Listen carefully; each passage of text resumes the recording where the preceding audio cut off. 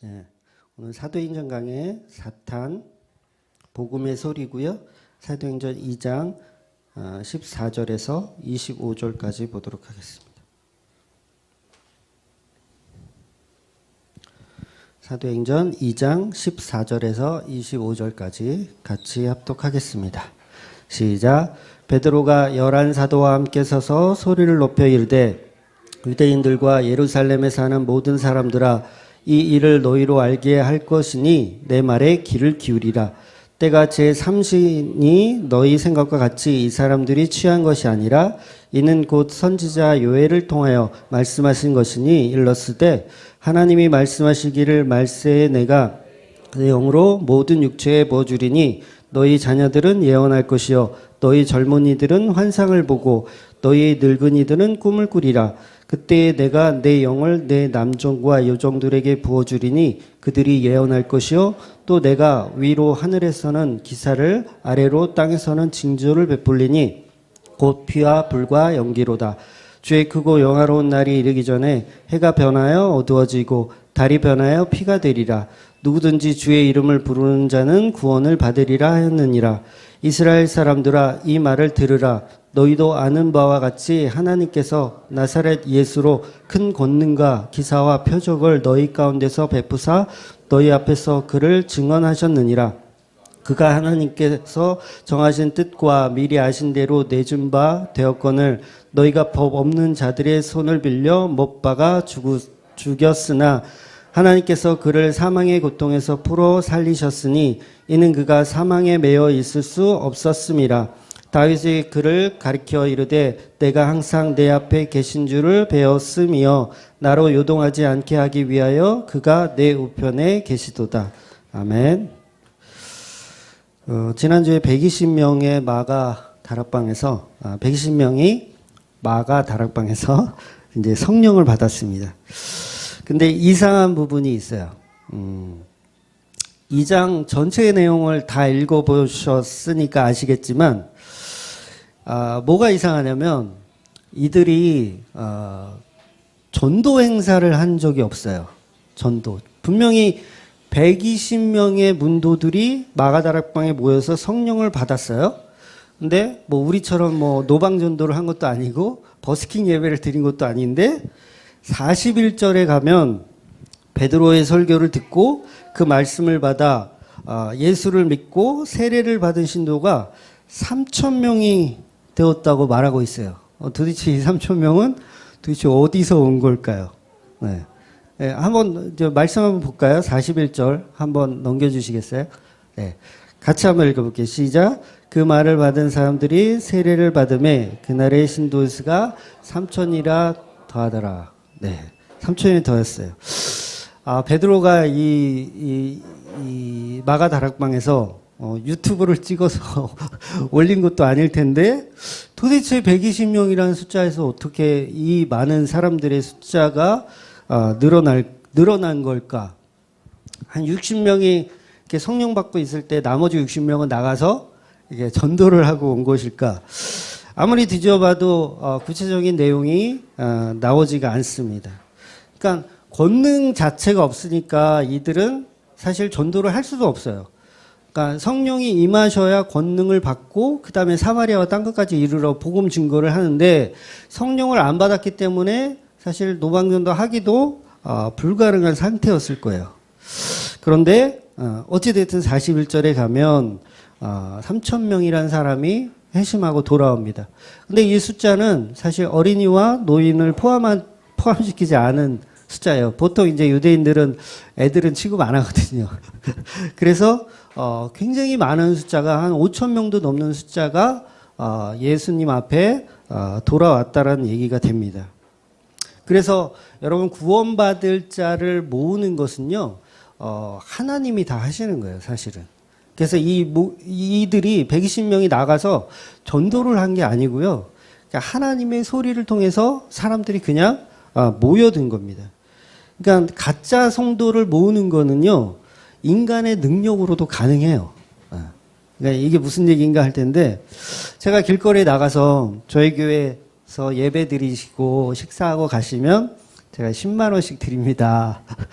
실제로 그런 교회 있더라고요. 10만 원까지는 아니더라도 뭐 몇천 원 이렇게 준다는, 그래서 어르신들 막 이렇게 꼬셔가지고 교회 예배당 채우는 그런 분도 있어요.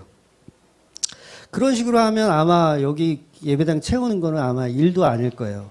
제가 또 여기 금천에 있는 고시원만 이렇게 다녀서 10만 원씩 드린다고 하면 다 옵니다. 꽉 차요, 여기. 그러니까 그런 식으로 해서 사람을 모으는 거는 사실은 일도 아닌 거죠. 그래서 막말로 진짜 제가 마술 좀 배워가지고 막 신유은사 막 흉내 좀 이렇게 좀 내고 여러분들 몇 명하고 좀 짜고서 이렇게 막 일어나라 하고 막 이렇게 뭐 병 고치는 거 좀 이렇게 보여주고 하면 네, 얼마든지 이 자리를 가득 채울 수가 있어요.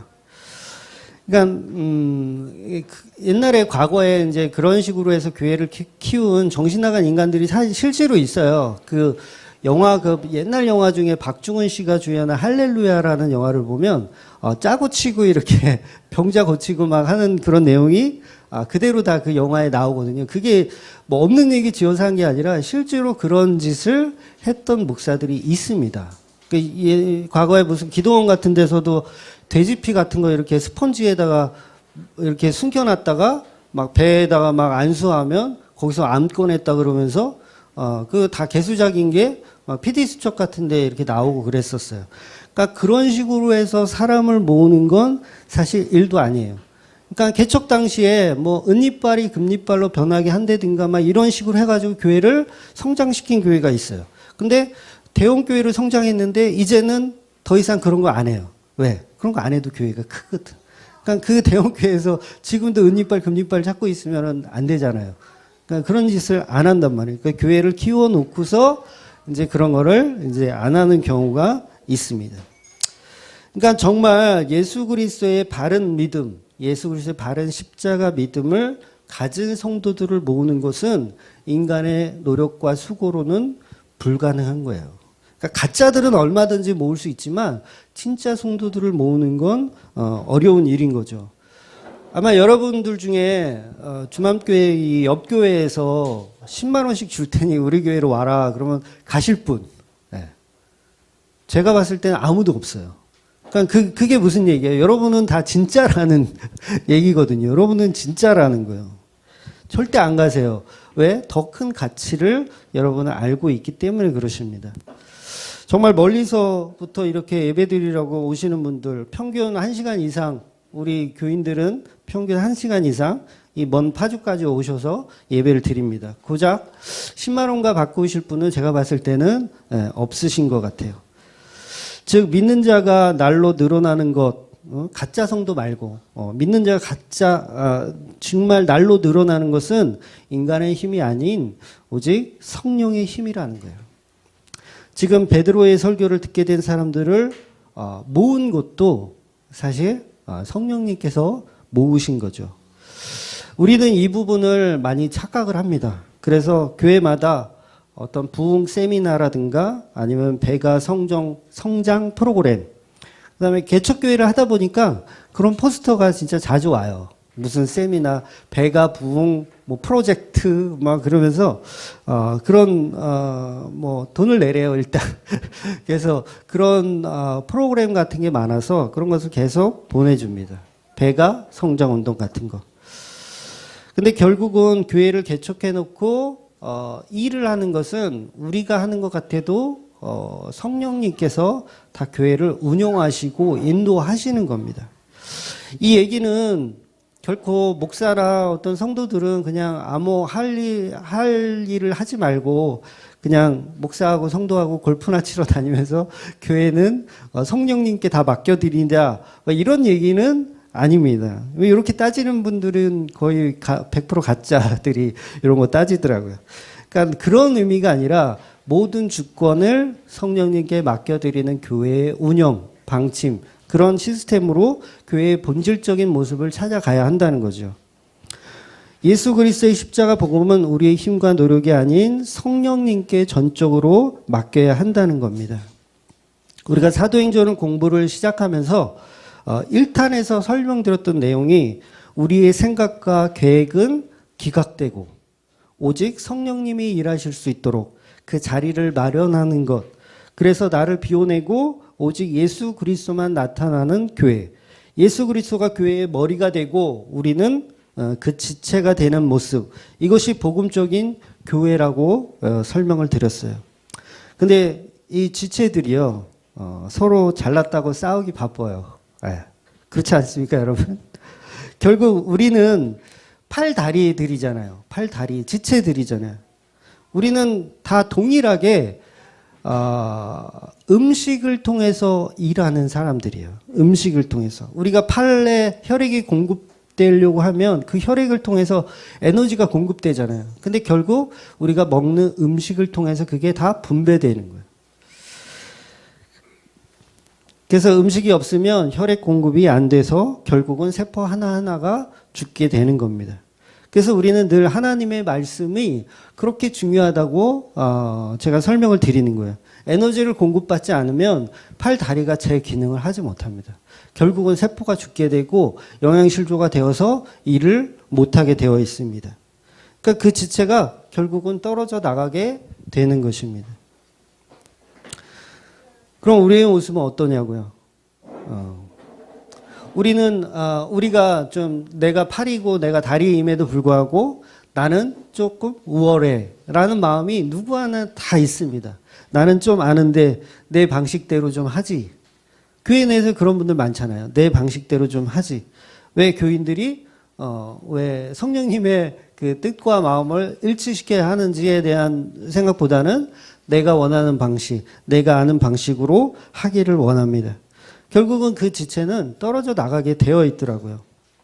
여러분, 회사에서 직원들끼리 이렇게 싸움하는 일이 많을까요? 교회에서 성도들끼리 싸움하는 일이 많을까요? 제가 봤을 때 교회가 월등히 치고받고는 안 싸우지만 교회가 월등하게 싸우는 빈도가 많습니다. 자, 직장 다니는 사람들은요, 싸웠다 그래도 그냥 술 한잔 먹고 풀어. 그러면 또 풀릴 수도 있어요. 근데 교회는 안 그렇더라고요. 한번 삐뚤어지면 내가 이 교회 말고 갈 교회가 없냐? 그리고 뛰쳐나가지. 그리고 싸우는 빈도도 굉장히 많습니다. 교회에서 각자 전부 자기 색깔을 드러내려고 하기 때문에 그렇습니다. 그런데 아닙니다. 교회는 오직 예수 그리스도의 색깔로 그 복음으로 가야 되는 겁니다. 그래서 고린도 교회에 그렇게 당파 싸움이 많다고 했잖아요. 근데 언제부턴지 저희 중앙교회가 약간 고린도 교회를 약간 따라가는 듯한 느낌을 제가 받아요. 제가 지난주에도 언급했지만 고린도 교회가 아주 개판이었어요. 그래서 바울이 그 얘기를 전해 듣고 방언에 관해서뿐만 아니라 어떤 당파 싸움에 대해서도 바울이 심각하게 생각하고 편지를 씁니다. 그러니까 고린도 교회에 나는 바울파다, 나는 아볼로파다, 나는 베드로파다, 나는 그리스도파다, 막 그러면서 서로의 색깔이 옳다라고 주장을 하고 있어요. 이게 사실은 얼마나 초보적인 수준인 거예요. 굉장히 초보적인 수준인 겁니다. 이게 고린도전서 1장에 나오는 내용이에요. 이것 가지고 사도 바울이 고린도 교회에 질책하면서 쓴 내용이 고린도전서라는 거죠. 고린도 교회인들은 사도 바울이나 아볼로나 베드로나 서로 똑같은 예수 그리스도를 증거하고 있는데도 불구하고 이들이 갖고 있는 것을 부각시키기를 원했어요. 그 이유가 뭐죠? 왜 그걸 부각시키고 원하는 거죠? 그러니까 나는 아볼로에 대해서 잘 아는데 그분을 통해서 은혜를 받았으니 너도 이분을 통해서 은혜를 받아라. 요 전제가 깔려 있는데 거기에는 어떤 의미가 또 숨어 있냐면 내가 너보다 우월하다라는 게 숨어져 있어요. 그러니까 내가 아볼로를 통해서 은혜 받았어. 그랬더니 나는 우월한 믿음을 가졌어. 그러니까 너도 아볼로를 통해서 우월한 믿음을 가져봐라고 하는 이 전제가 여러분 안에 다 깔려 있어요. 저도 마찬가지고 저도 깔려 있어요. 그게. 나는 너보다 진보했으니 그 설교를 듣고 너도 제대로 된 복음을 알아라 라고 얘기하는 그 마음을 우리는 갖고 있습니다. 결국 그게 파당을 만드는 거예요. 결국 그게 파당을 만들어요. 그러면 아볼로 얘기를 들은 사람이 또 이렇게 생각하죠. 아이, 무슨 개소리야. 설교는 바울이 짱이지. 바울은 조직신학의 대가 아니야. 어디 근본도 없는 아볼로를 들이대며 내게 복음을 이야기해 라고 상대방은 또 그렇게 나와요. 그러면 그 사람은 아니야, 아볼로보다는 바울의 가르침이 더 대단해 라고 서로 논쟁을 하는 겁니다. 그 옆에서 듣던 다른 베드로 파당의 사람이 두 사람의 얘기를 딱 듣다가 야, 무슨 바울고 아볼로고 다 집어치워. 성경신학의 대가, 예수님의 직접 제자인 베드로가 최고야. 베드로의 가르침을 듣고 복음을 깨닫는 게 최고야 라고 당파를 만들어서 서로 싸우고 있는 거예요. 이게 고린도 교회의 모습이었다는 거예요. 그럼 생각해 보세요. 나는 아볼로에 대해서 아무것도 모르고 있는데 저 사람이 아볼로에 대한 복음을 자꾸 들어보라고 하면 그래, 내가 좀 모자른가? 내가 복음이 부족한가? 그럼 들어볼까라고 생각하는 사람 별로 없어요. 일단은 시기 질투를 먼저 합니다. 그리고 저 인간이 나보다 더 훌륭해? 라는 생각을 먼저 하지, 내가 부족한가? 내가 연약한가? 라고 생각하는 사람들은 별로 없다라는 거예요. 누가 나한테 아볼로든 바울이든 베드로든 그 설교를 들어보라는 말은 너는 복음에 대해서 모르니 더 배워라는 그런 얘기로 들릴 수밖에 없어요. 왜? 우리 인간들은 뼛속 깊이 잿덩어리거든요. 그래서 이 교회가 사실은 이 진흙탕 싸움인 거예요. 계속해서. 우리가 조금 복음을 아는 것 같지만 그 안에서도 계속 분쟁하며 서로의 색깔을 드러내기 위해서 노력하는 거죠.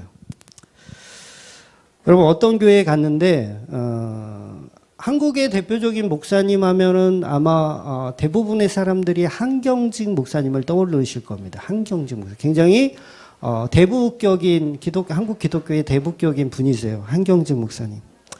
이 한경직 목사님은 훌륭하다고 어떤 교회에서 이야기합니다.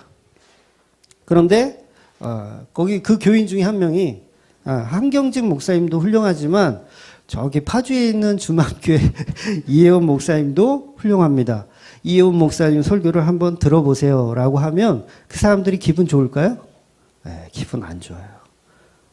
야, 한경직 목사님이 최고지 어디 근본도 없는 주막교회 이혜원 목사 얘기를 해. 그러면 그 사람은 그 교회에서 배척을 당하게 돼 있어요. 그러니까 이게 제가 잘못됐다라는 게 아니라 이 상황 자체가 그를 그렇게 만들 수밖에 없는 거예요. 그러니까 교회들은 진흙탕 싸움이기 때문에 그래요. 내가 갖고 있는 한경직이란 목사님이 최고야라는 울타리를 쳐버리면 그 누구의 얘기를 해도 결국은 그것은 싸움으로 번질 수밖에 없는 거죠. 어떤 분이 일전에 저를 찾아와서요. 한 작년 봄이었던 것 같아요. 찾아와서 상담하면서 상담을 계속 이렇게 해줬어요. 그러면서 어떤 목사님을 소개시켜주고 싶대요. 저를. 자기가 아는 어떤 목사님을 소개시켜주고 싶대. 근데 그 목사님은 복음 쪽으로 굉장히 깨어나신 분이고 저하고 같이 이렇게 만나서 이 복음적인 이야기를 나누시면 굉장히 시너지 효과가 굉장히 이렇게 올라와서 굉장한 파급력이 있을 거다. 그 목사님을 좀 만나봐라 라는 식으로 얘기하는 거예요. 제가 어떤 생각이 들었을까요? 네. 그래, 내가 부족하니까 그 목사님 만나서 내가 다 협력해야겠다 이런 생각이 들었을까요? 아니면 뭐야, 내 설교가 부족하다는 얘기야? 내가 부족하니까 다른 목사를 소개시켜 주겠다는 얘기야? 이런 생각이 먼저 들었을까요? 네, 후자의 생각이 당연히 먼저 들었어요. 그래서 제가 무례하다고 말씀드렸어요. 그분한테. 무례하십니다. 저 오늘 처음 봤는데 어떤 목사를 소개시켜준다는 얘기는 무례합니다. 왜? 제 설교가 부족해서? 아니면 그런 식으로 제가 얘기를 했어요. 이게 뭐예요? 저 역시도 아직도 내 색깔을 드러내고 싶은 마음이 완벽하게 있는 거예요. 네. 아볼로가 누군데 어디 근본도 없는 사람을 나한테 들이대라고 얘기하는 거죠. 이건 저뿐만 아니라 여러분도 사실은 마찬가지입니다. 누구나. 그냥 우리는 전부 다 뼛속 깊이 죄 덩어리들이기 때문에 그래요. 주맘교회 왔으면 이혜원 목사 이야기만 해야지 왜 다른 교회 목사 얘기를 하냐라고 들고 일어나는 분도 있어요. 저는 그것도 옳지 않다고 생각해요. 역시 그것도 틀린 얘기입니다. 무슨 주맘교회가 이혜원 목사의 교회도 아니고 복음이 이혜원 목사만 바르지가 않아요. 저만 바른 게 아닙니다. 다른 목사들도 바른 목사들이 분명히 있어요. 근데 저는 바울이든 아볼로든 베드로든 어떤 목사의 이야기가 나와도 저는 상관이 없어야 되는 거예요. 상관이 없고 오히려 반성하며 복음 자체를 이해하고 받아들여야 돼요. 그러니까 그 입을 통해서 어떤 특정 목사의 입을 통해서 예수 그리스도만 증거되면 그럼 상관없는 거예요. 이 주맘교회에서 다른 한경직 목사님 얘기, 뭐 옥하는 목사님 얘기 하셔도 됩니다. 하셔야 돼요. 말 나온 김에 조금 더 말씀드리면 개혁주의를 하는 목사들이 사실은 정말 부끄러운 줄 알아야 돼요. 부끄러운 줄 알아야 돼요. 뭐 세대주의니 알미니안주의니 뭐 이런 뭐 자유주의 하는 분들은 말할 가치도 없고 그 사람들은 그냥 배제시키자고요. 나는 목사로 인정도 안 해요. 그런 분들은 배제시키고 개혁주의 안에 있는 목사님들도 사실은 부끄러운 줄 아셔야 돼요. 그러니까 사실 소수잖아요. 개혁주의를 전통 개혁주의를 지키고 설교하는 사람이 소수인데 자기가 놓기 싫은 것은 여전히 붙잡고 정통 개혁주의라고 너스레를 떨면서 왜곡시켜요. 당연히 한국교회에 민감한 이 11조에 대한 것만 보더라도 이 11조가 굉장히 민감하잖아요.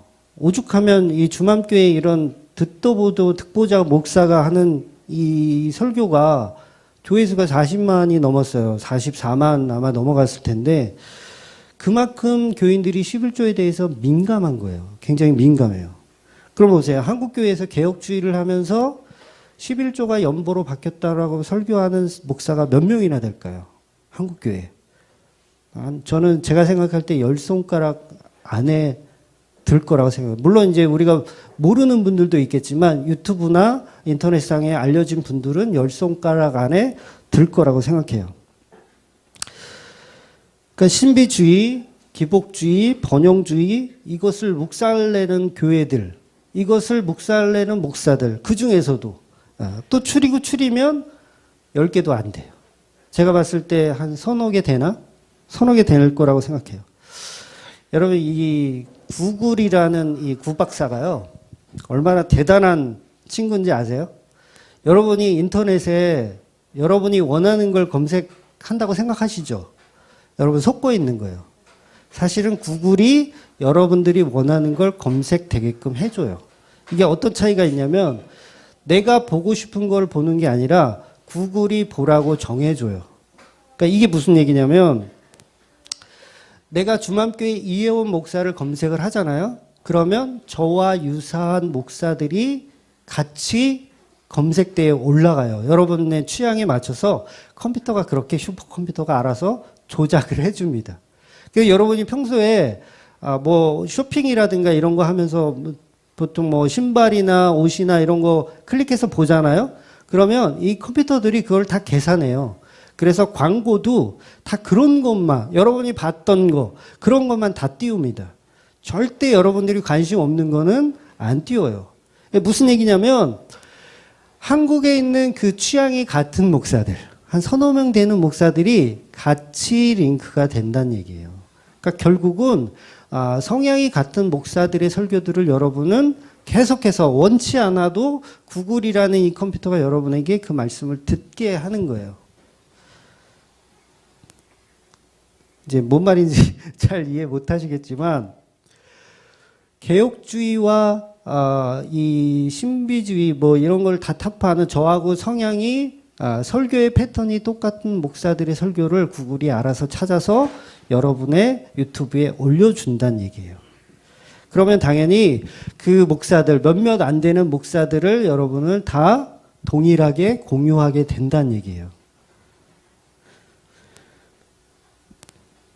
그래서 요새 새로 오시는 분들이 특정 목사의 설교를 공통적으로 듣고 오는 거예요. 그래서 유감스럽게도 한 세 교회가 거의 노선이 똑같아요. 저희 교회하고 색깔이 똑같은 교회가 세 교회가 있어요. 인터넷상으로 그분들의 설교가 주만교회를 검색하시는 분은 같이 링크에 걸려서 떠요. 그럼 이 세 분의 설교를 다 같이 여러분은 듣는 거예요. 근데 안타깝게도 이 세 교회 중에 두 교회는 이단 시비가 있어요. 무슨 얘기인지 잘 이제 이해하시죠? 이 두 교회는 이단 시비가 있어요. 한 교회는 합신에서 이미 추정 금지라는 것을 매겼고, 또 한 교회는 여전히 시비가 있어요. 그냥 시비만 있을 뿐이에요. 예. 가끔 그 안상홍 그 쪽이나 아니면 신천지에서 시비 걸고 막 그러는 거는 사실 그런가 보다 해요, 제가. 예. 그 어차피 뭐 근본도 다르고 거기는 교회도 아니니까. 그런데 개혁주의를 하는 목사들의 그 사람들이 이 두 교회를 이렇게 이단시하고 막 이러는 걸 저는 굉장히 불편합니다. 왜냐하면 그게 저희 교회를 욕하는 거랑 똑같거든요. 왜냐하면 패턴이 똑같고 생각이 똑같고 복음이 똑같기 때문에. 그러니까 개혁주의가 교리적으로 맞지만 개혁주의를 하는 목사들이 교리적으로는 다 맞아요. 맞는데 부흥과 관련된 11조나 은사주의 같은 것은 못 내려놔요. 개혁주의 하는 목사들도요. 11조를 못 내려놓습니다. 은사주의를 못 내려놔요. 그러니까 어떻게 해서든지 앞으로도 주만교회를 가지고 꼬투리를 잡아서 이단으로 만들려고 노력할 거예요. 왜냐하면 돈이 안 되기 때문에 그래요. 저희 같은 교회가 있으면 돈이 안 되기 때문에 그래요. 실제로 저희 교단에서도요, 제가 소속된 교회에서도요, 어떤 목사가 이야기를 하는데 11조가 반으로 줄었대요. 자기 교회. 별로 큰 교회는 아닌데 반으로 줄었대요. 그래서 이게 뭔 일인가 하고 이렇게 나름 연구를 하고 신방도 하면서 좀 알아낸 게 있는데 그게 뭐냐면 유튜브에서 그러니까 십자가로 끝나버린 11조의 비밀이라는 뭐 영상을 성도들이 돌려봤나 봐요. 돌려보고서 이제 11조를 안 내는 사람들이 생긴 거예요. 그래서 그 성도 한 명이 그 제 영상이죠. 제 영상을 가지고 담임 목사한테 보내줬어요.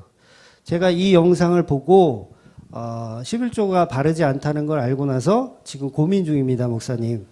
이 설교에 대해서 제대로 다시 그러면 목사님께서 설명을 해 주십시오라고 보냈대요. 담임 목사한테. 우리 교단 목사의 이야기예요. 보냈대요.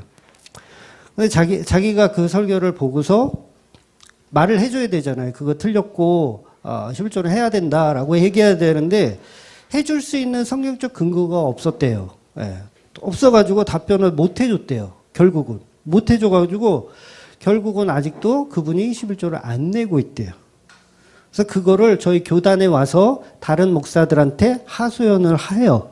제가 뻔히 있는데도 불구하고. 저 들으라고 하는 얘기겠죠. 주만교회는 그만큼 공공의 적입니다. 네, 공공의 적이에요. 여러분은 전혀 체감을 못 하시겠지만 저는 5년 목회하면서 협박도 많이 당하고 실제로 교회 앞에 CCTV를 설치해야 될까 또 고민해 봤었어요. 실제로 고민해 봤었어요. 근데 고민만 했어요. 달진 않았고. 나중에 달 수도 있어요. 세상은 바른 복음을 전하는 교회들을 어떻게 해서든지 이단으로 만들려고 노력을 할 겁니다.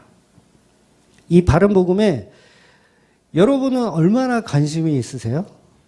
이 조그만 교회에서 여전히 우리는 아볼로파다, 바울파다. 이거 가지고 싸우는 게 사실 너무 웃긴 거예요, 우리는. 이 굉장히 중요한 이 교회에서 서로 파당을 만들어서 싸우고 있는 건 사실 다 같은 성향을 가진 사람들끼리 또 싸워요. 제가 말씀드린 이 세 교회, 이 교회의 파당을 가지고 싸운다는 거예요. 여러분, 우리는 부흥에 관심이 없습니다. 여러분, 부흥에 관심 끊으세요. 네. 우리 교회 뭐 100명, 200명, 300명 되는 거 관심 없어요. 그거 일찌감치 여러분 같이 우리 포기하자고요. 같이 포기해요. 제가 조금 과장해서 설명드리면 제가 3, 4년 전에 요한복음 강해를 하면서 30명이던 교인 수를 3명으로 줄여버렸어요. 대단한 목회자죠. 근데 중요한 건 지금도 여러분들이 3명으로 줄 수 있다라는 거예요. 왜? 바른 복음을 전하면 그렇게 될 수도 있어요. 네. 그러니까 개혁주의 하는 교회 중에 주맘교회하고 비슷한 것 같지만 설교 몇 번 들어보면 결국은 개혁교회 흉내내는 교회들이 많아요. 속지 마셔야 됩니다. 구약의 말씀을 가지고 예수 그리스도로 연결시키지 못한 그런 개혁주의 한다는 그런 어중이들이 얼마나 많은지 몰라요. 제가 깜짝 놀랐어요. 막 감정에 호소하면서요. 막 목사가 설교하는데 막 울어요. 막 울면서 설교를 하더라고요. 근데 그 내용이 어떠냐면요. 기복주의 버리세요. 번영주의 버리세요. 예수께 돌아가세요. 막 소리 지면서 울면서 설교해요. 와, 이 사람 개혁주의구나. 와, 정말 설교 잘하는구나. 그렇게 생각했어요. 근데 결국은 그게 다예요. 그게 다.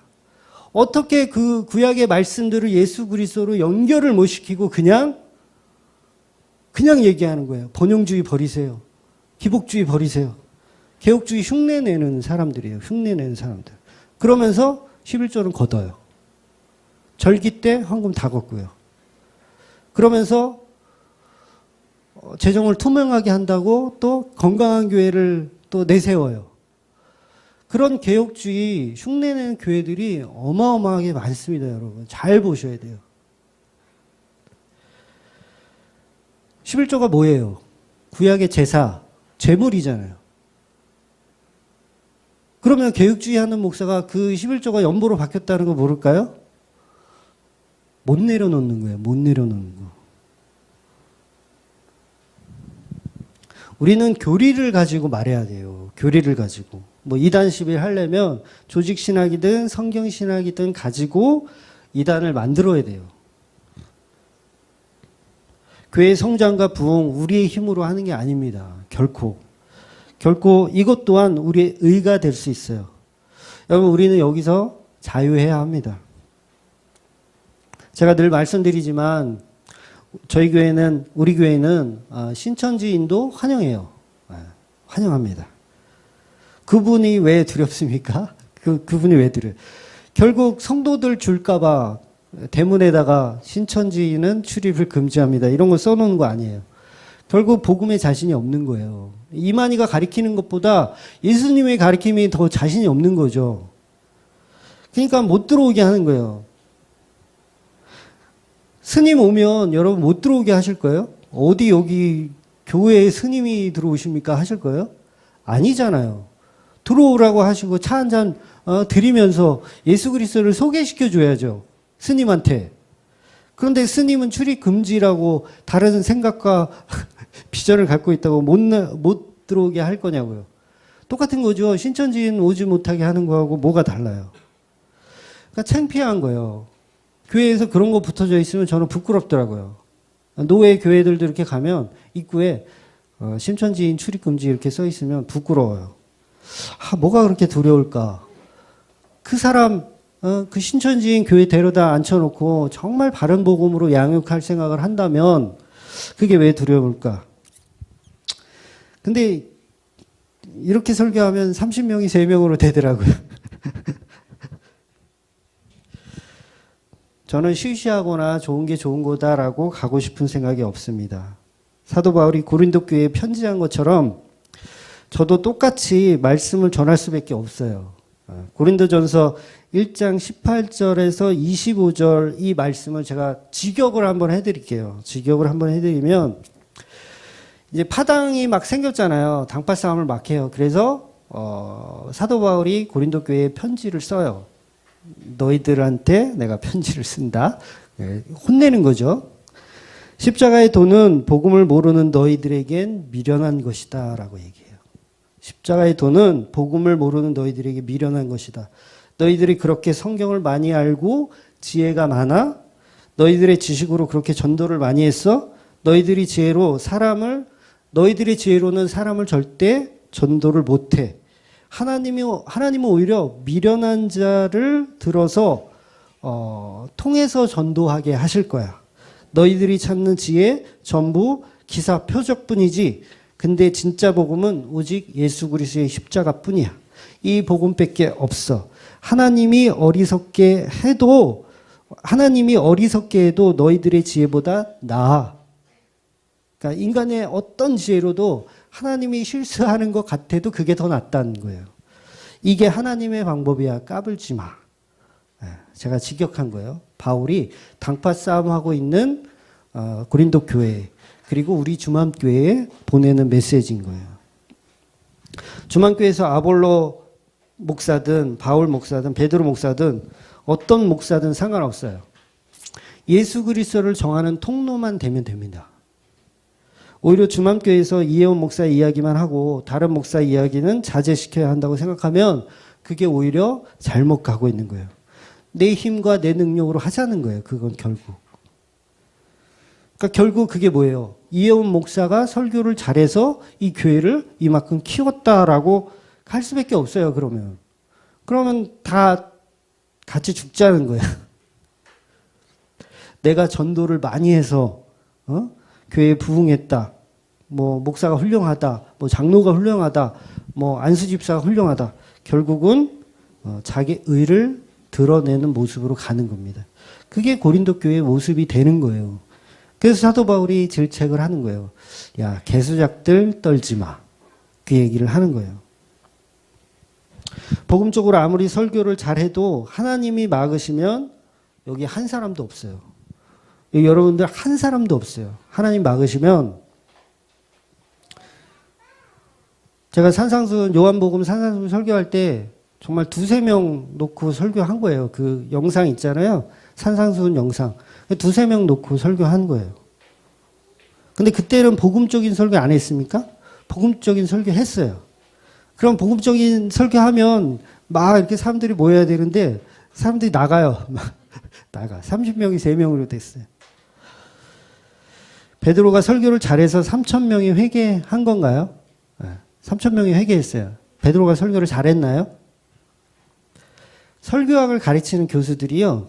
이 사도행전에 나와 있는 설교들을 분석하고 평가한 적이 있어요. 그러니까 사도행전에 보면 대표적으로 베드로 설교가 있고 그다음에 스데반 설교가 있어요. 그리고 바울의 설교. 이 3명의 설교를 이렇게 비교 연구 평가를 했어요. 그러니까 그 설교학 교수들은 학생들이 이렇게 설교하는 것을 이렇게 평가하고 점수를 주잖아요.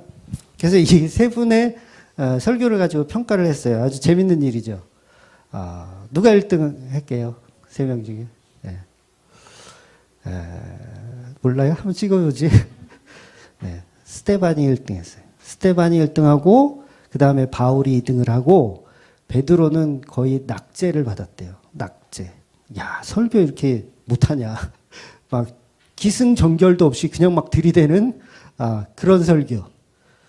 그러니까, 실제로, 스데반과 바울의 설교는 기승전결 예수 그리스도, 서론, 본론, 결론. 아주 체계적이에요.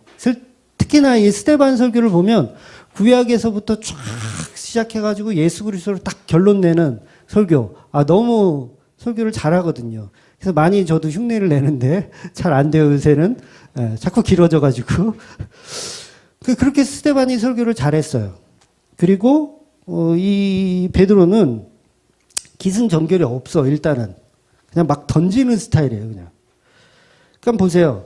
오늘 이 본문도 베드로의 설교 내용 앞부분이에요. 베드로의 설교 내용 앞부분.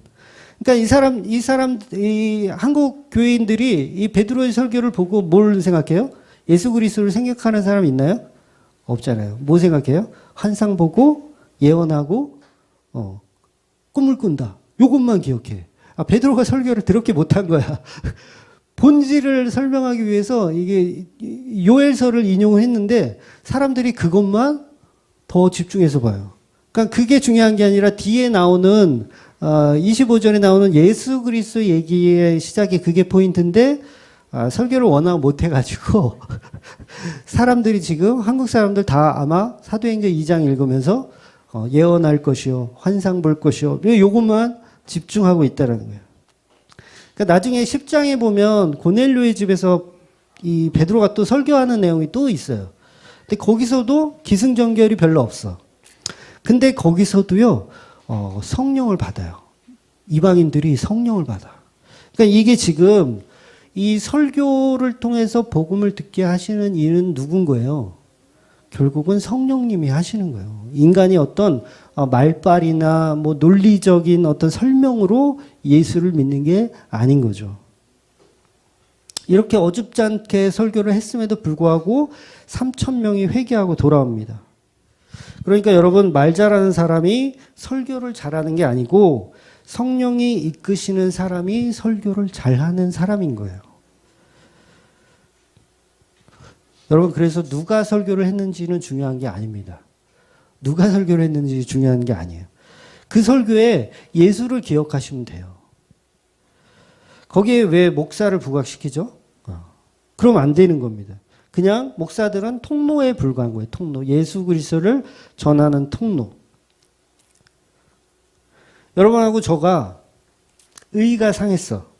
어떤 사소한 다툼으로 인해. 복음적이지 않은 거. 예를 들어서 뭐 우리가 사석에서 뭐 커피를 마셨는데 커피값을 내가 안 내, 계속. 저 인간은 왜 맨날 얻어먹기만 하지? 막 이러면서 의가 상했어. 그럼 보세요. 그럼 교회 떠나잖아요. 의가 상하면 교회 떠나잖아요. 떠나는 이유가 뭐예요? 말씀을 위해서 교회를 다닌 게 아닌 거예요. 사람을 바라보고 교회를 다녔다는 것밖에 설명이 안 되는 거죠. 그러니까 결국 그런 것들이 교회 내에서 파당을 만드는 거예요. 이 세상에 완벽한 설교자가 있습니까? 완벽한 설교자 없어요. 완벽한 설교자는 성경 안에서 끝났어요.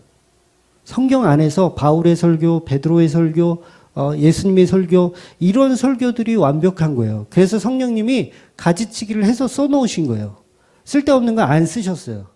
이해되시죠? 베드로가 100%다 옳은 얘기만 한 게 아니라 틀린 얘기도 했어요. 멍청한 얘기도 했어. 근데 그런 얘기를 다 성령님께서 추려서 성경으로 기록하신 거예요.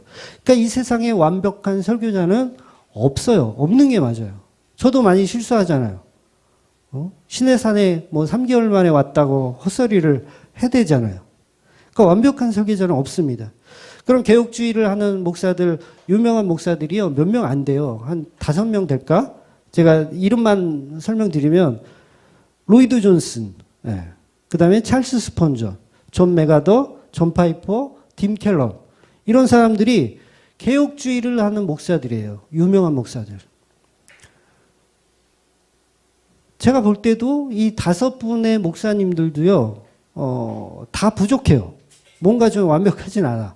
뭔가 이 부분에선 이 목사님이 낫고, 또 이 부분에선 저 목사님이 낫고, 이렇게 서로 보완하면서 말씀을 듣는 거예요. 그 보완한다는 게 뭐예요? 그 사람들을 통해서 예수를 발견하면 되는 거예요. 여러분, 칼빈이 위대합니까? 루터가 위대해요? 그 사람을 통해서 나오는 예수 그리스도가 위대한 거예요. 서로 완벽하지 않습니다. 그러면 우리가 당파 싸움을 하고 있으면 초보적인 거예요. 초보적인 거. 이 수준이 안 되니까 그러고들 싸우고 있는 거예요.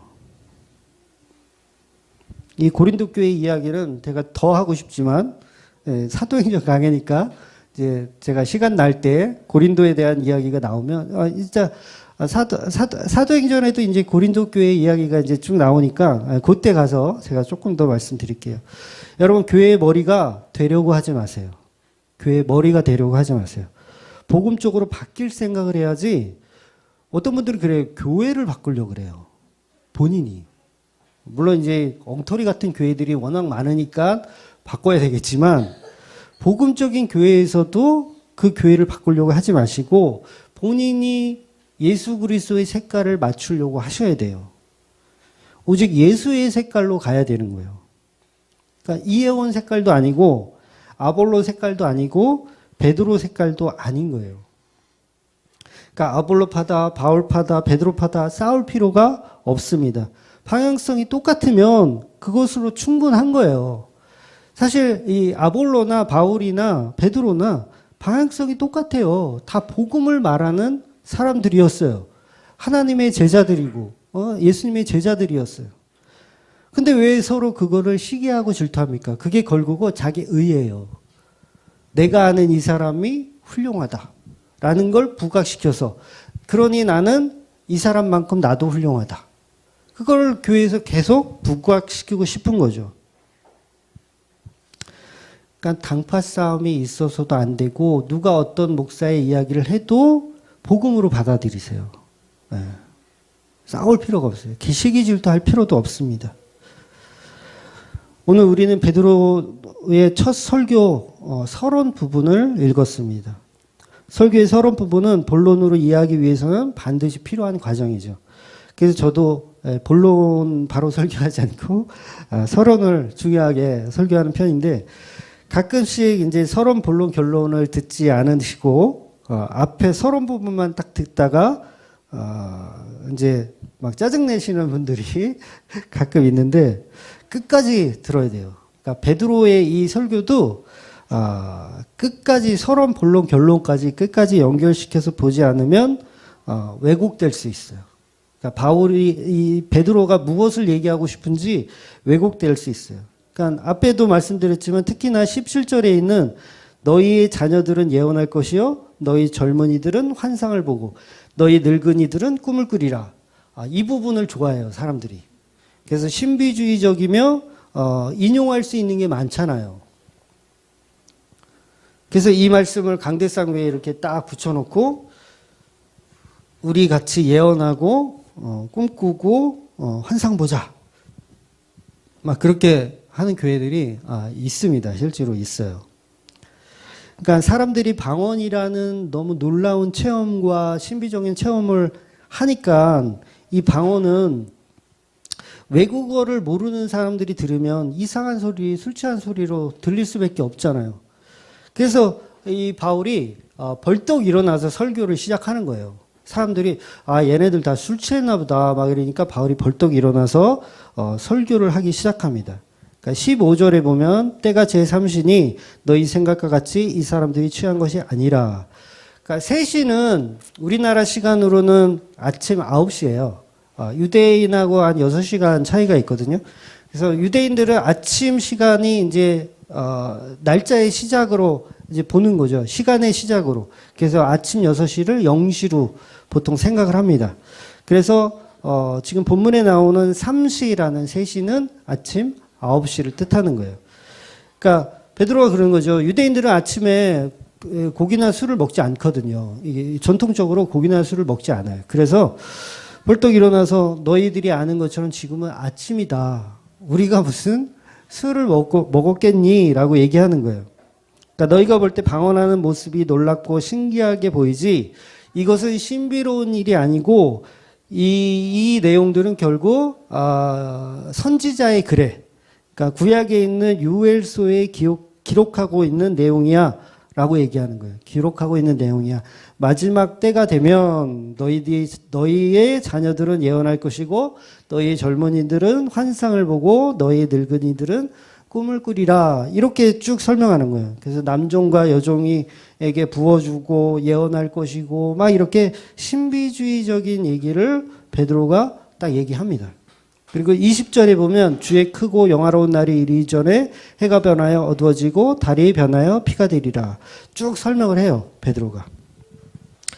그러니까 베드로가 말하는 이 요엘서에 나오는 그 예언에 이루어지는 그 날이 언제라고 지금 설명하는 거예요, 베드로가? 그러니까 앞으로 재림하실 예수 그리스도를 이야기하는 건가요? 그 얘기가 아니라 지금이 성령 받을 때다라고 얘기하는 거예요. 그러니까 많은 사람들이 이 환상 보고 계시 보고 막 이런 게 재림 예수가 오실 때 그렇게 이루어진다라고 알고 있잖아요. 근데 그 얘기가 아니라 베드로의 설교는 지금 성령 받은 이때가 바로 요엘 선지자가 이야기한 그때다라고 설명하는 거예요. 그래서 22절 베드로가 그러잖아요. 요엘이 말한 그가 바로 예수다. 예수가 죽고 성령이 오신 지금이 말세다. 이렇게 설명하는 거예요. 그러니까 20절에 그 해가 어두워지고 달이 피빛으로 변했다. 이게 언제 이루어졌어요? 해가 언제 어두워졌었죠? 예수님께서 십자가에 달리셨을 때 정오에 해가 어두워지고 피빛으로 변했어요. 그러니까 이 말씀이 바로 베드로가 그 말을 하고 계신 거예요. 하고 있는 거예요. 그러니까 누가복음 23장 44절 있나요? 네. 제가 읽어드릴게요. 때가 제60쯤 되어 해가 빛을 잃고 온 땅에 어둠이 임하여 제9시까지 계속하며. 그러니까 베드로의 설교의 이 서론 부분은 구약의 선지자가 말한 그 사람이 예수 그리스도다라는 걸 설명하고 있는 거예요. 그때가 바로 마지막 때다라고 설명하는 거예요. 근데 이걸 전부 이제 세대주의 목사들이 종말 예수 이런 식으로 연결시켜가지고 전부 기도원 가서 환상 보고 꿈꾸고 그런 거 지금도 할 거예요. 아마 기도원에서 여러분 기도 열심히 하면 예언이 임하고 방언이 임하고 환상을 보게 되고 막 그럽니다라고 하는데 베드로의 이 얘기는 그 당시 마가다락방에서 이루어지는 그 일시적인 것을 설명한 거지 지금도 계속 이루어지고 있다는 얘기가 아닌 거예요. 그러니까 세대주의 목사들이 그렇게 왜곡시켜 놓은 거죠. 그러니까 아직도 계시가 있으면 성경이 있을 필요가 없어요, 여러분. 만약에 아직도 환상 보고 예언 받고 계시를 계속 받잖아요? 그럼 성경이 왜 필요해요? 필요가 없잖아요. 내가 지금 받은 새로운 그 계시가 더 성경보다 우월하지. 이 성경이 왜 필요해? 그러니까 성경을 완성으로 해서 모든 계시는 끝났어요. 더 이상 없어요. 그러니까 다 바보짓 하고 있는 거예요. 기도원에 앉아가지고 전부 성경 갖다 버리자 그러고 앉아 있는 거예요. 성경 갖다 버리자. 우리 성경 필요 없고 새로운 계시로 완성하자 이러고 있는 거예요. 그러니까 예언, 환상, 꿈 전부 신비주의적이지 않은 자연 계시 속에서만 일어나야 되는 거예요. 자연 계시 속에서. 지극히 개인적이며 절대 공식적이어서는 안 됩니다. 여러분들이 예를 들어서 꿈을 꾸고 막 이런 것도 개인적인 거예요. 개인적인 거. 공식적인 게 아닌 거예요. 그러니까 무슨 천국 지옥 갔다 왔다고 막 간증하고 막 책 내고 세미나 같은 거 하고 전부 가짜예요. 100% 가짜입니다. 그런데 가지도 마시고 관심조차 가질 필요가 없어요. 이 베드로의 설교의 핵심은 바로 22절부터 시작되는 거예요. 그러니까 권능과 기사와 표적이 누구에게 있다는 거예요? 바로 예수 그리스도. 그 예수 그리스도에게 있었던 놀라운 기적과 표적들이 하나님을 증언하고 있지 않느냐. 그런데 너희가 그 증인을 십자가에 죽인 거야 라고 얘기하는 거예요. 다윗 왕도 예수를 증언하신 거야 라고 베드로가 설명까지 해요. 설교 잘했는데. 바울에 비해서, 스테반에 비해서 설교 잘했어요. 베드로 형은 설교 잘했어요. 그러니까 사람들이 그럼 구약에 있는 말씀이 전부 예수 그리스도를 예표하고 있는 거네 라고 깨달은 거예요. 그러니까 설교는 그렇게 하는 거예요. 구약에 있는 말씀들이 예수 그리스도라는 걸 연결시키는 게 설교예요, 사실은. 그러니까 베드로가 그 설교를 한 거예요. 그랬더니 그 예표하고 요엘 선지자가 예표했던 그분이 예수 그리스도구나. 근데 우리가 그분을 죽였네? 우리 어찌하냐. 이 바보 같은 짓을 했구나. 이거 어찌하냐라고 얘기를 하는 거예요, 사람들이. 그게 37절입니다. 그들이 이 말을 듣고 마음에 찔려 베드로와 다른 사도들에게 물어 이르되 형제들아 우리가 어찌할꼬 하거늘. 우리가 이제 어찌해야 되냐. 내가 예수를 죽인 자구나. 내가 메시아를 죽인 놈이구나. 나 이제 어떻게 해야 되냐. 막 이러니까 베드로가 또 답을 주죠. 38절 베드로가 이르되 너희가 회개하여 각각 예수 그리스도의 이름으로 세례를 받고 죄 사함을 받으라. 그리하면 성령을 선물로 받으리니. 여러분이 어떤 목사의 설교를 어떤 내용으로 듣던 결국 예수 죽인 자라는 걸 여러분이 인정하시면 설교 잘 들으신 거예요. 예수 그리스도의 이름으로 진정한 회개를 하고 십자가의 세례를 받고 성령을 받지 않으면 여러분은 그냥 종교 생활하는 사람들인 거예요. 교회를 아무리 다녀도 내가 예수 죽인 자라는 걸 깨닫지 못하면 아직도 종교생활을 하는 거예요. 예수 내가 죽였냐? 나는 복받으러 교회 왔는데 이러면 아직 종교생활 하고 계신 거예요. 그럼 보세요. 내가 예수 죽인 자 맞구나. 내가 죄인 중에 괴수구나. 이거를 깨달은 사람이 어떻게 당파 싸움을 할 수가 있어요? 어떻게 내가 복음 잘한다라고 잘난 척을 할 수가 있어요? 없는 거예요. 나는 아볼로파니까 옳다. 나는 베드로가 옳다.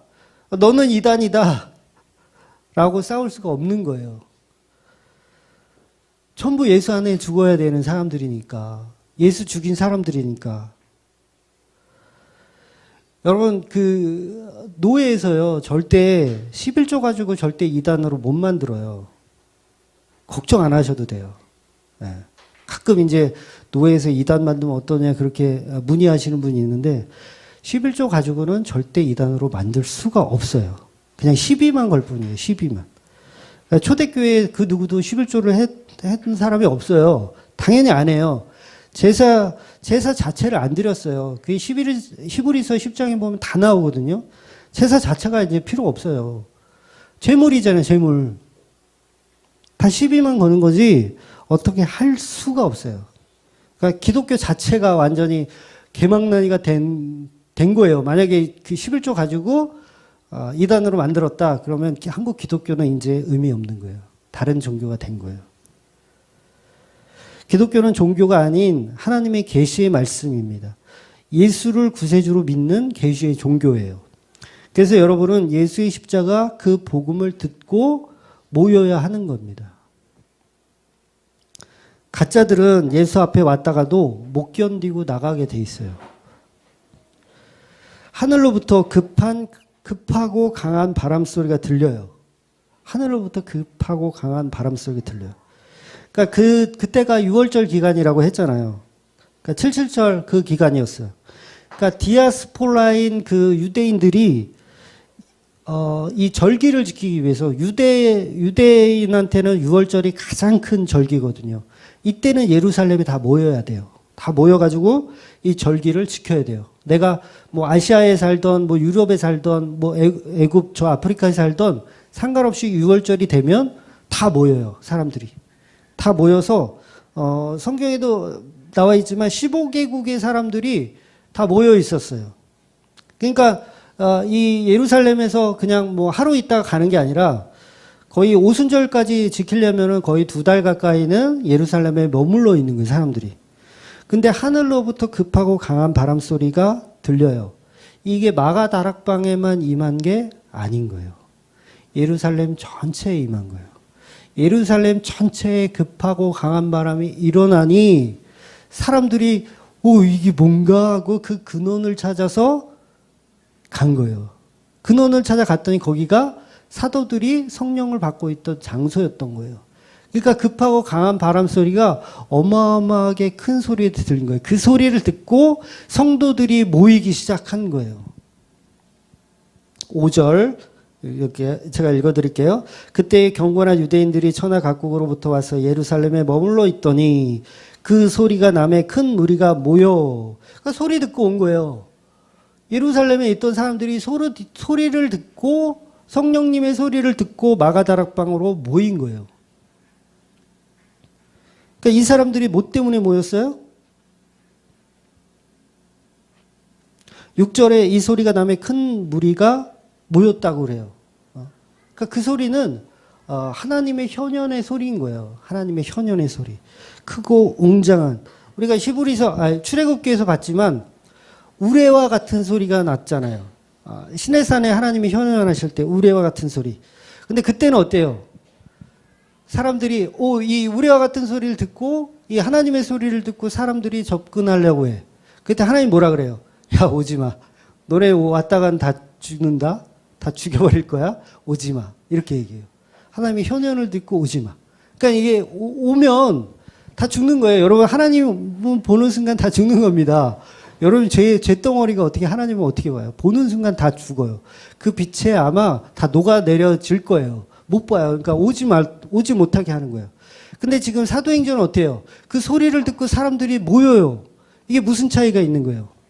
거기에 예수 그리스도가 있느냐 없느냐의 차이인 거예요. 그러니까 하나님 앞에 가려면 예수가 없는 그 상황에서는 절대 오면 안 돼. 가면 안 돼. 그럼 죽어요, 다. 그런데 예수 그리스도의 십자가에 달리시고 부활하시고 성령님을 통해서 이제 화목해 하신 그 이후에는 하나님의 현현의 소리를 듣고 우리는 가도 되는 거예요. 그러면 우리 그 안으로 들어갈 수 있는 거죠. 마가 다락방 안으로 들어갈 수 있는 겁니다. 여러분, 우리가 이 교회에 모였습니다. 근데 막상 보니까 여러분 생각에는 교인들이 전부 미친 것 같아 보일 수도 있어요. 전부 술 취해서 환각 상태에 있는 것 같아. 나의 이성으로는 도저히 이해가 할 수가 없어요.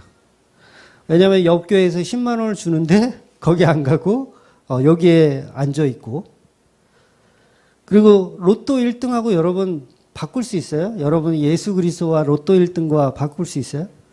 아마 여기 계신 분들은 아마 제가 생각할 때는 없을 것 같아요. 우리 집사가 이제 미소를 딱 띄면서 나는 한번 고민.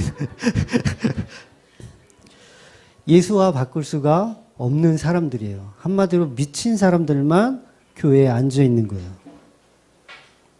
오늘 본문은 성령님이 하시는 일을 그대로 보여주고 있습니다.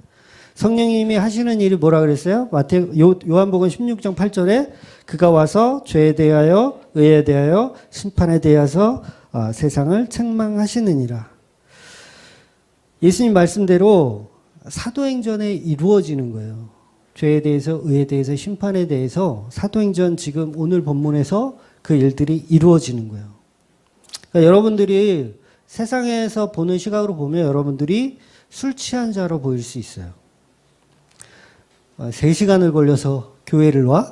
저거 완전 미쳤구나. 로또 1등과 바꿀 수 없다고? 쟤는 완전 미쳤구나. 그게 이해가 안 되시면 말씀을 차근차근 다시 보셔야 돼요. 네. 창세기 1탄부터 차근차근 다시 천천히 묵상하셔야 돼요. 그럼 그게 이해가 되실 거예요. 일주일에 한 번 와가지고 이 말씀 듣고 절대 그거 이해 못합니다, 여러분. 절대 이해 못해요. 그러니까 반복해서 들으셔야 돼요. 저는 이 유튜브라는 게 있는 것도요, 저는 하나님의 큰 은혜라고 생각해요. 루터가 종교개혁을 할 수 있었던 이유가 인쇄술의 개발이었거든요. 인쇄술이 개발 안 됐으면 아마 루터도 그냥 묻혀버릴 사람이었을지도 몰라요. 근데 그 인쇄술의 개발로 인해서 종교개혁이 일어났어요. 어마어마한 일이에요. 어쩌면 한국교회가 지금 다 죽어가고 있는데 유튜브를 통해서 종교개혁을 하나님이 다시 만들고 계신 거일 수도 있어요. 물론 개인적인 생각이긴 하지만 그 말씀을 들으셔야 돼요. 제가 말씀드린 이 3명의 목사들 설교를 공유해서 들으세요. 누군지 궁금하시면 개인적으로 찾아오세요. 제가 설명해 드릴게요. 마지막으로 지난주에 한자를 다시 한번 볼게요. 지난주에 봤던 한자. 자, 이 글자 뭐라고요? 무당무자. 그러니까 하늘과 땅을 연결해요. 근데 사람이 연결해. 사람 둘이 연결해. 그럼 뭐예요? 이건 무당인 거예요. 그런데 이거를 십자가로 연결하면 어떻게 되죠? 우리가 잘 아는 글자가 돼요. 왕 되는 거예요. 그래서 성경이 왕 같은 제사장이다라고 얘기하는 거예요. 너희들, 십자가를 믿는 너희들, 십자가를 통해서 하늘과 땅, 하나님을 만나는 너희들은 왕 같은 제사장이다. 이렇게 설명하는 거예요. 베드로전서 2장 9절. 같이 읽어볼게요. 시작. 그러나 너희는 택하신 족속이요 왕 같은 제사장들이요 거룩한 나라요 그의 소유된 백성이니 이는 너희를 어두운 데서 불러내어 그의 기인한 빛에 들어가게 하신 이의 아름다운 독을 선포하게 하려 하심이니라. 베드로가 이렇게 설교를 잘했어요. 여러분, 우리는 반드시 기억해야 돼요. 십자가 아니면 답 없습니다. 예수 그리스도의 십자가가 아니면 답이 없어요. 그 어떤 목사의 얘기를 들어도 여러분들이 다 그걸 십자가로 해석해 내셔야 돼요. 아무리 그지 같은 목사가 설교를 해도 그것을 예수 그리스도의 십자가로 연결시켜서 여러분이 이해하시면 성령님이 여러분을 만지신 거예요.